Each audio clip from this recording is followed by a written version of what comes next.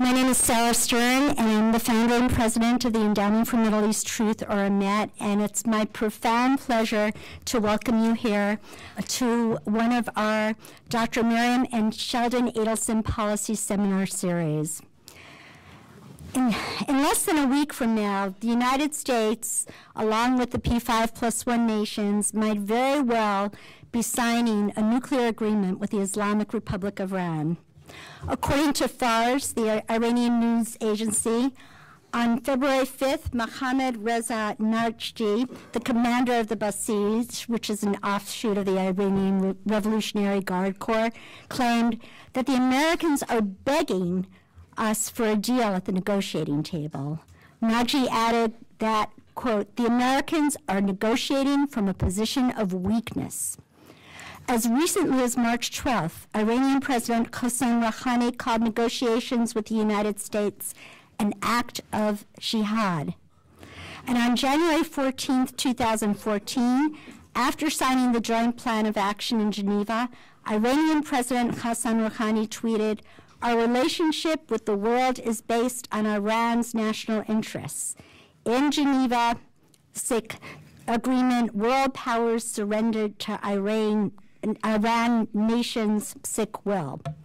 The tweet was later taken down.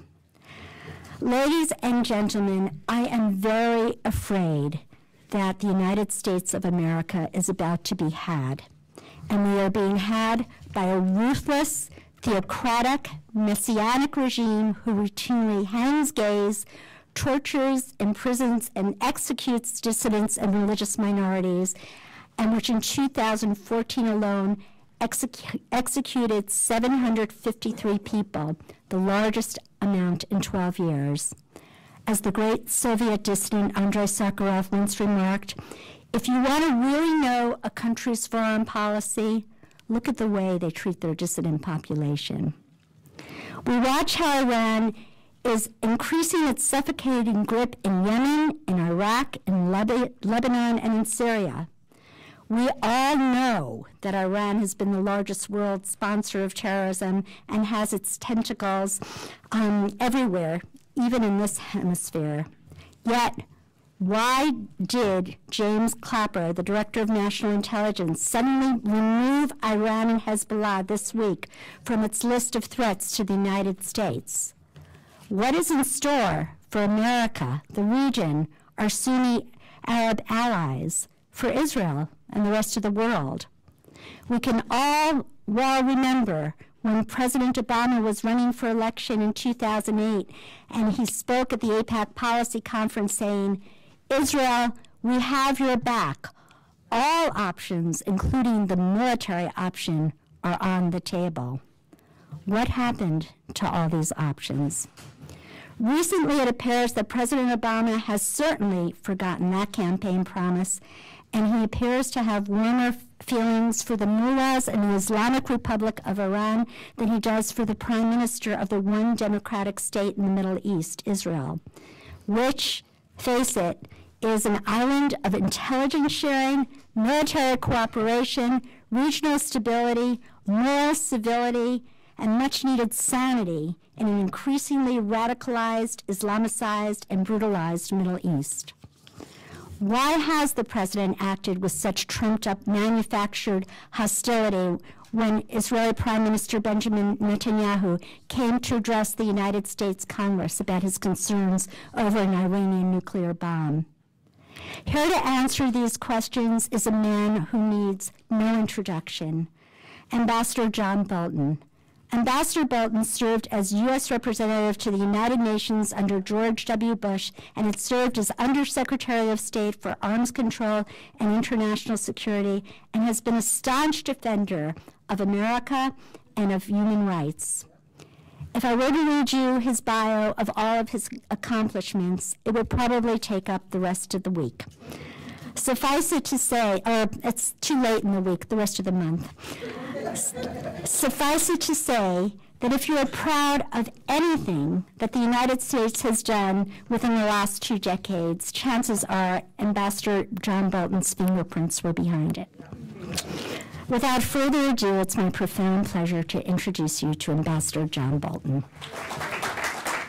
Well, thank you, Sarah, very much for the kind introduction. Thanks for inviting me here today. Thanks to all of you for coming out, as Sarah said, in this weather.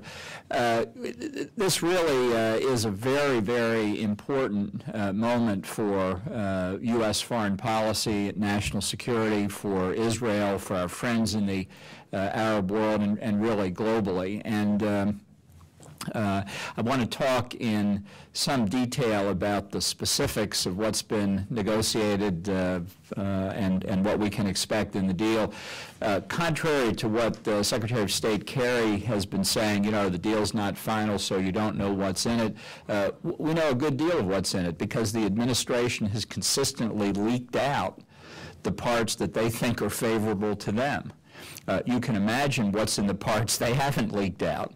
And that require our attention. But before I get into it, I also think it's important to put this in a broader context, because what we see today across the Middle East is that we have gone from a circumstance where there's a crisis in Libya, a crisis in Yemen, a crisis in Iraq, to a circumstance where basically across the geography of North Africa and the Middle East, the entire region is descending into chaos.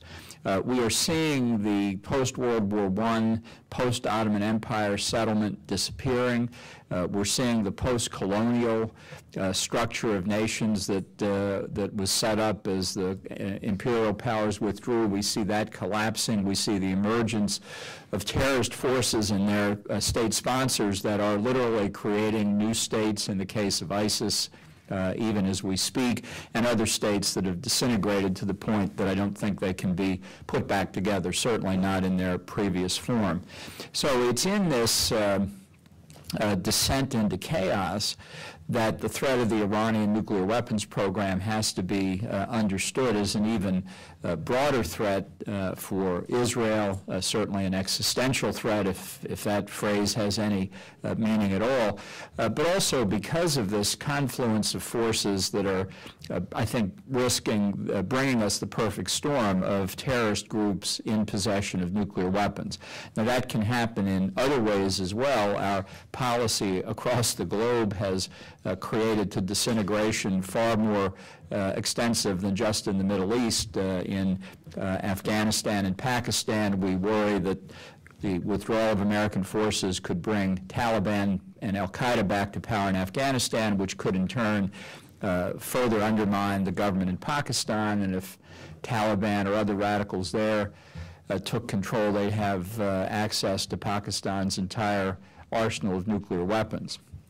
But still in all, to me, the biggest threat remains the Iranian nuclear weapons program. And while the press reports out of Geneva are conflicting as to where things stand, are they on the verge of a deal, is it beginning to break down, I don't think you should be deceived by the press relations of the tactical maneuverings of Iran, in particular, putting more pressure on an administration by indicating maybe the deal's about to collapse. In their view, putting more pressure on this administration just brings them more concessions. So forget the dancing for the media. Let's just talk about where we've come, especially over the past 6 years. And I'm going to be unambiguous about this. I don't think there is an acceptable deal on the nuclear program as long as this regime remains in power in Iran.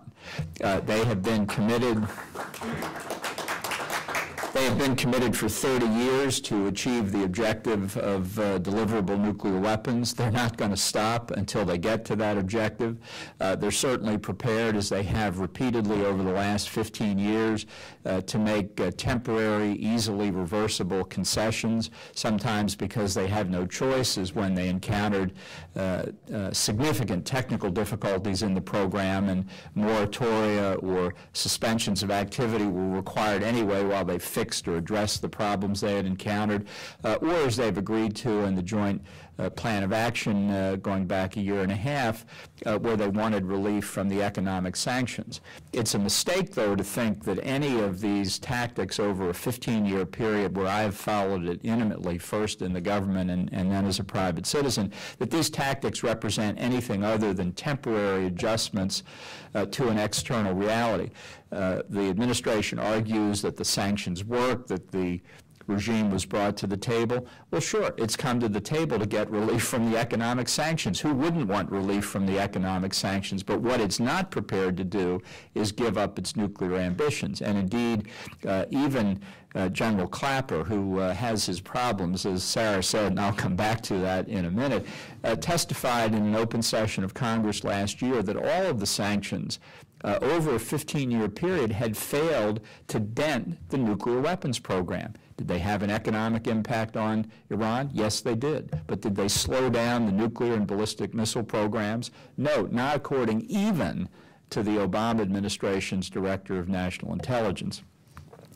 So what we've got is a regime that for decades has concealed and deceived the world about its nuclear program. We have uncontested data, including from the International Atomic Energy Agency, that in the early 2000s they demolished buildings, excavated hundreds, if not thousands, of cubic yards of dirt and rock to hide their nuclear activities.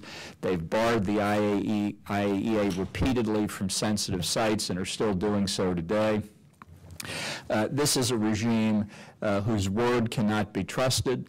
They have violated essentially every commitment they've made on the nuclear front, going back to the very day that they entered the Nuclear Non-Proliferation Treaty as a non-nuclear weapon state. That was a firm commitment then that they would not seek nuclear weapons. They violated that agreement as soon as they signed it, and that's been their pattern.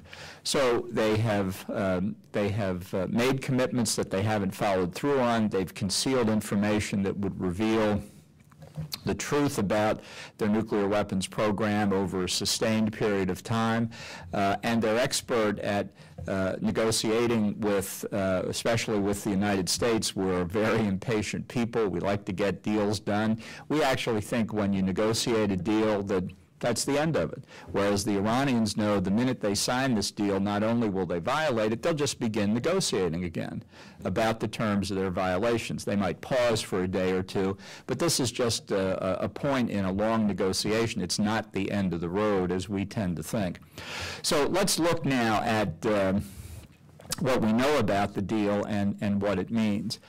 You know, I can just speak from my own experience. Here we are at probably near the end, and as I mentioned, the Iranians are posturing. They want even more concessions. It appears from the press the latest thing they want is earlier relief from the economic sanctions. It's a pattern you see over and over again. The other side wants the goodies up front, and then they'll deliver their commitments down the road. It's funny how those commitments never get made.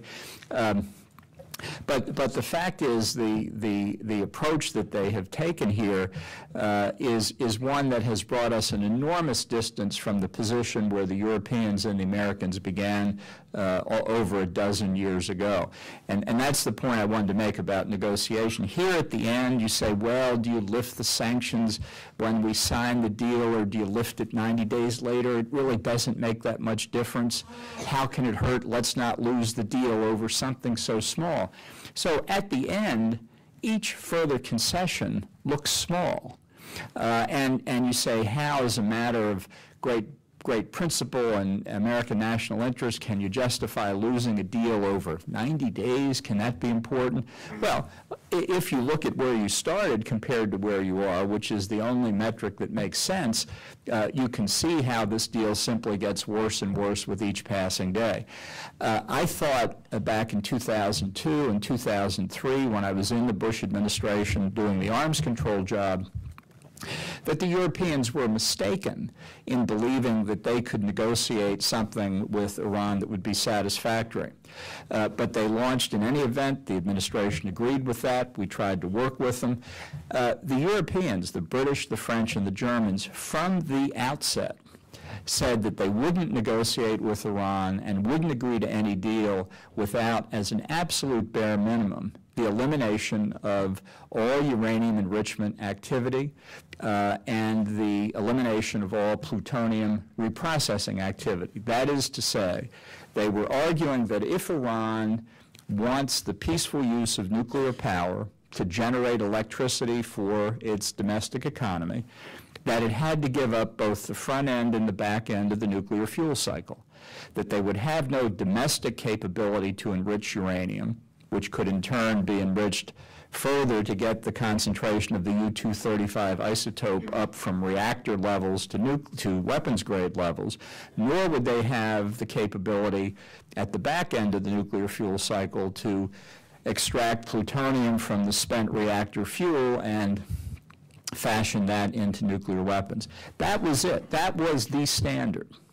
Now, the Europeans couldn't hold even that up during the negotiations because the Iranians repeatedly engaged in extensive uranium enrichment activity. As time went on, their uranium enrichment capacity grew. We have every reason to believe they were also making progress on the back end of the fuel cycle, and that their capability to reprocess plutonium was increasing as well. But at least up until the Obama administration, the stated objective remained the same, that Iran's peaceful use of nuclear energy had to be constrained by the requirement that it purchase fuel for its reactors, which, by the way, still don't exist except for one, but that they would purchase fuel from the reactors externally, and they would deliver the spent fuel rods back to the vendor of the fuel rods initially. Now, that is an inadequate protection, in my view, anyway, because it's the capability of having the peaceful technology of generating nuclear power by standard commercial-style reactors that's part of the problem. It's why twice before in its history, Israel has attacked reactors in the hands of hostile states before they came into operation. The Bushehr reactor, which is now in operation, is a 1,000-megawatt reactor originally contracted by Siemens, completed by the Russians. When I was undersecretary, I asked our Department of Energy what was the potential for Iran if they decided to throw the International Atomic Energy Agency out and use the Bushehr reactor to produce plutonium for nuclear weapons. And the Energy Department, over 10 years ago now, said, look, if you operated Bushehr on just strictly business-like terms, you'd have 3 loads of fuel, 1 in the reactor, 1 in the cooling ponds, 1 ready to go in. That's just the sort of minimum. There might be more fuel rods in the cooling ponds, but from 3 full loads of fuel, if you ran them all through the reactor, there would be enough plutonium in the spent fuel to build 40 to 60 plutonium-based nuclear weapons. So the danger already exists. But the argument from the Iranian side was that they needed enrichment capability to fuel all the reactors that they were going to buy from the Russians or somebody, and by the way, still haven't bought. I remember being in Moscow, I can't tell you how many times in the early years of the Bush administration, negotiating on one thing or another, visiting the Rosatom, the Russian Atomic Energy Ministry as it was there. They didn't like negotiating with the Iranians much more than we did. It was so hard to get them to agree to the price terms of a deal. And they have signed letters of intent to build 10 new reactors, 12 new reactors, whatever it is, over and over again. There's still only 1 there.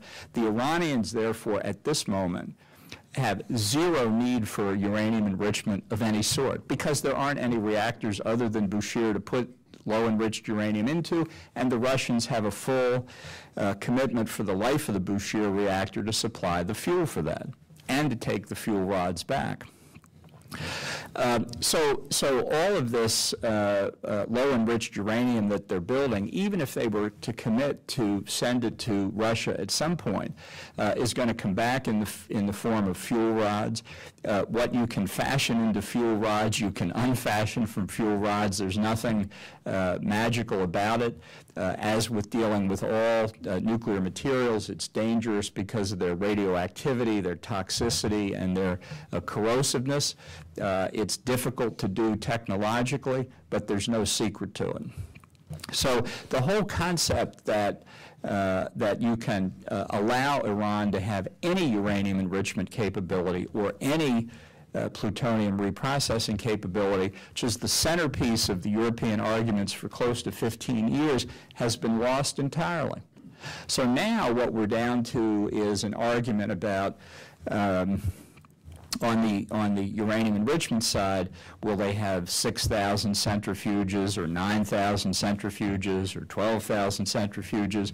The administration will tell us very shortly that Iran has the makings right now of 20,000 centrifuges and will have a limit of only 6,000 in operation. What a wonderful breakthrough that is.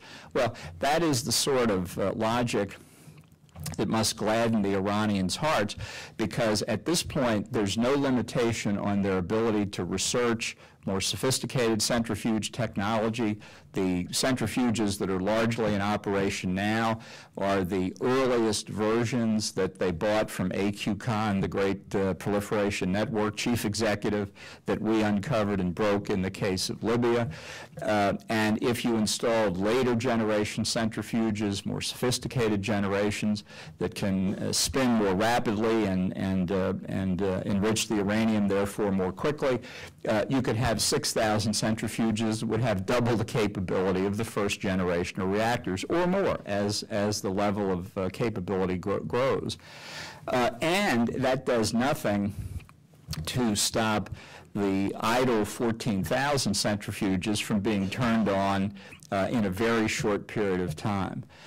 Nor does it get to what I think is an even more fundamental point. We talk about the Iranian program like it's all right here in this room. We know everything about it.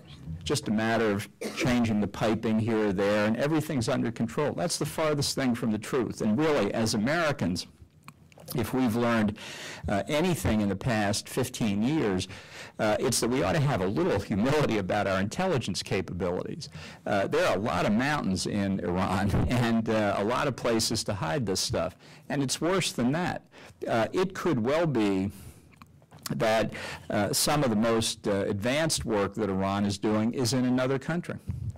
You know, when that reactor in Syria was destroyed by the Israeli Air Force, we didn't know about it until the Israelis told us about it, and we had no idea that it was being built by North Koreans. Now, I tell you, the North Koreans don't do anything for free, and somebody had to pay for that reactor. Most people would tell you that Syria didn't have the budget resources, so they had to get that money elsewhere. It wasn't because of the close cultural affinity between North Korea and Syria that they were building it there. I think the odds favor Iran as the source of the money because it benefits both Iran and North Korea to conceal their illicit nuclear activities in a country they thought nobody was looking. I'm very worried that just as Iran and North Korea have cooperated on their ballistic missile programs extensively since 1998, that they're cooperating today on their nuclear programs. It's all part of the same effort to get deliverable nuclear weapons. So that a poor country like North Korea, by the way, a good example of how sanctions don't work, it's one of the most heavily sanctioned countries on earth, desperately poor. It's a prison camp of 25 million people. They've detonated 3 nuclear devices. But I'm very worried that some of Iran's enrichment capabilities are in North Korea, where our intelligence is utterly inadequate. But in any case, there are plenty of places they can build in Iran as well that we don't know about. That we know, for example, the famous Fordo facility was not uncovered by the IAEA. We uncovered it and exposed it, and they denied it up until the point where they realized we had incontrovertible proof. That's been their pattern these past 20 years. As we used to say with respect to Saddam Hussein, cheat and then retreat, and that's the way they've performed. So the whole structure of the deal, as we understand it from what's been leaked publicly, is effectively an acknowledgement that we understand that Iran still wants to build nuclear weapons.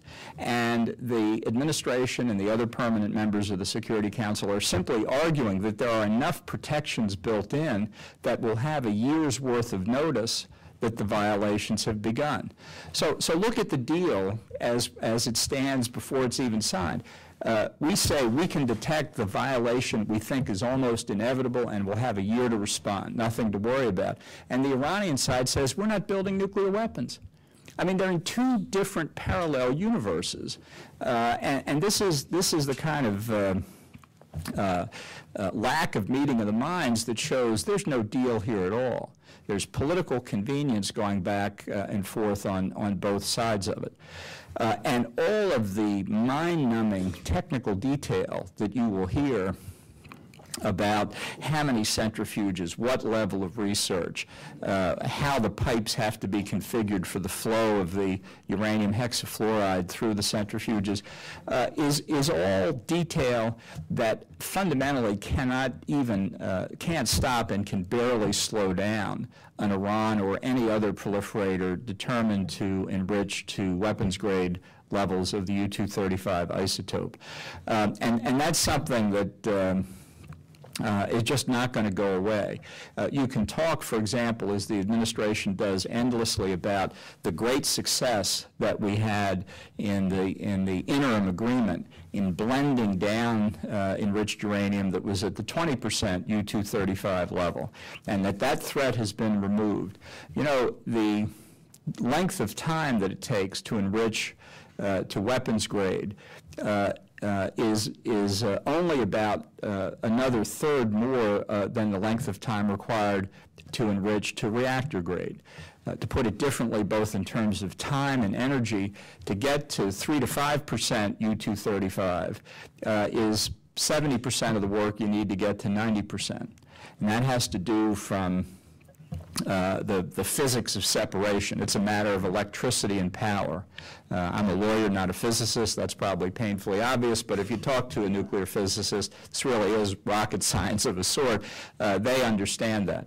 So saying you're eliminating the 20% enriched uranium is saying, like, you've added maybe a couple of weeks to go from 20 to 90 as opposed to 3 to 5 to 90. It's a complete red herring. And it's the sort of charade that the administration has engaged in right through these negotiations. So the terms of the deal, the apparent limitations on the uranium enrichment program and the other limitations on the heavy water production facility at Iraq, the heavy water reactor, where they say we've stopped the heavy water reactor at Iraq. Construction's still going on. The only thing the Iranians have committed to, at least that we know of, is not to fuel the reactor. So listen to what we're giving them. We're going to allow them to continue to finish the reactor and then say what a great triumph they haven't inserted fuel in it yet. And that'll be true right up until the day when they insert fuel in the shovel-ready reactor that we will allow them to build. And I think this is important because the technical terms here can overwhelm people. Obviously, we're not all going to study this to the extent that some of us have had the misfortune to have to do, but the technical details don't add to the protections that should be built into an agreement like this. They are evidence of the fundamental failure of the deal itself. Because as long as Iran is allowed to continue any uranium enrichment activity, they have control, they have the knowledge, they have the physical access that you need to have the long pole in the tent in a proliferation program. Beyond the deficiencies of the deal as it now stands, as we understand it, are multiple other problems.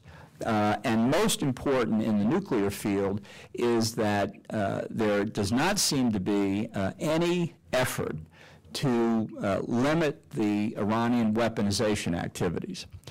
We know that the regime has stiffed the IAEA for over 10 years now in their efforts to find out about weaponization. Ever since ABC News broke the Parchin story in the fall of 2007, by the way, evidence that Iran's nuclear program was continuing, contrary to the famous national intelligence estimate of earlier that year. The IAEA's wanted to get into Parchin. It's a big Iranian armor and artillery base. It's been a center of their research for explosives in combat arms for a long, long time. That's where they're developing the technology to surround the highly enriched uranium or plutonium with high explosives that are detonated to implode the hollow hemisphere of fissile material to get the critical mass that gives you the Big Bang. And all of the related technology, the wire bridging to help get simultaneous detonation of the explosions around the sphere, everything that goes into making up a nuclear weapon. The IAEA has zero information on Parchin. And that's just outside the scope of the activity. Why worry? The Iranians have said they're not building nuclear weapons, so of course we can trust them on that. Second, there's nothing, again, apparently from what's been told the press here about the ballistic missile program, which continues to advance. We know that North Korea, according to our U.S. Forces commander in South Korea, believes that they're very close in North Korea to being able to miniaturize their weapon, to put it under the nose cone of one of their Taepodong ballistic missiles that can probably reach the west coast of the United States in fairly short order. That technology is essentially the same as the Iranian missile technology. And so that ballistic missile program continues not to launch communication satellites or weapon satellites, but to be the delivery vehicle for nuclear weapons, completely outside the scope of the agreement. And then there are other things that I think we have to worry about, are being negotiated in Geneva and elsewhere that don't relate to the nuclear agreement at all, but which are terms that the Iranians are effectively demanding before they agree to the nuclear deal. Sarah mentioned one of them, the omission in this year's worldwide threat assessment by the Director of National Intelligence of any reference to the terrorist activities of Hezbollah and Iran. Now, I was with Catherine Herridge of Fox News on Tuesday over at Fox when she had found this, or actually, I guess the DNI's office had called her to say, you know, we still think there's a terrorist threat. We don't mention them in this year's report because there's been a format change. And so, as is often the case, I'm happy to work with the Fox reporters, who are a great bunch of people, to try and tell them what it's like to be inside the government, which is its own mystery in many respects. And so we went to one of the researchers and we said, print out the 2015 Worldwide Threat Assessment, the unclassified version, and print out the 2014 assessment. Let's look at the format. I tell you, and don't believe me, go do it yourself. It's exactly the same. It's exactly the same. It's the same approach, the same table of contents, the same list of countries. It's unbelievable, except when you get at the thematic level to terrorism, no mention of Hezbollah or Iranian terrorist activities. And in the regional section, when you come to Lebanon for Hezbollah and Iran, no mention of the terrorist activities. It's been disappeared, as they say. And so immediately we asked ourselves, well, how did that happen? And I think what's going on, at least I would offer this as my hypothesis, is that the Iranians have said, we want the Cuba deal. We want off the list of state sponsors of terrorism. We want full diplomatic recognition. Won't be in the deal that the Perm 5 in Germany signed with Iran, but it'll be in a side deal, just bilaterally with the United States. Now, to get Iran and Hezbollah, get Iran, let's say, off the list of state sponsors of terrorism, to get Hezbollah off the list of foreign terrorist organizations, the first thing you have to do, as they used to do with the great Soviet encyclopedia, is get out the bad stuff. Now, unfortunately, you can't erase it. You know, we don't have, the days of loose-leaf notebooks are long gone. It's all on the internet somewhere. But they started with the 2015 Worldwide Threat Assessment. At least I'd offer that as a hypothesis that Congress ought to investigate. How else could that change? The Director of National Intelligence effectively admitted it when they called Fox and said, it's just a format change. It hasn't changed our substantive views. Well, if it hasn't changed in your substantive evaluation, why not put it in? I think we know the reason. And I think we know what else is coming on the terrorism front. Now, there may be other things here as well that the Iranians want. Clearly, it's not just a political objective to get off the list of state sponsors of terrorism. They want the sanctions that have been imposed, not because of the nuclear issue, but because of the terrorism issue. They want those sanctions lifted too. And in Barack Obama, they've got just the man to do it. So I would say, for all of us as citizens and for Congress in particular, that they ought to insist that when the signing ceremony takes place, that the administration has to deliver not just everything in the agreement, but everything else that they've agreed with Iran. As for the agreement itself, there can't be any classified appendices or annexes. There can't be anything that's not made public to the American people. For goodness sakes, if the government of Iran knows what's in the deal, can't we know what's in the deal? Can't Congress know? But beyond the deal itself, no side deals, no side agreements, no hidden commitments, no pledges about what the United States is going to do. At least they have to be made public so we can discuss it. Because as I say, from the evidence we have, you have to wonder if there aren't other subjects that have been discussed. People say, but there's been no press reporting of that. Look, the administration just reversed 50 years of Cuba policy and did it with no leaks to the press at all. I give them credit as an alumnus of the executive branch. It's amazing that they were able to do that, but it also says that with the kind of discipline they've displayed, there's just no telling what else has been on the table in these discussions with Iran. And let me just conclude by saying I think this deal, in anything like the form that we've seen discussed, let alone with all of these other circumstances that I've mentioned here today, is the worst act of appeasement by an American president in our history, bar none.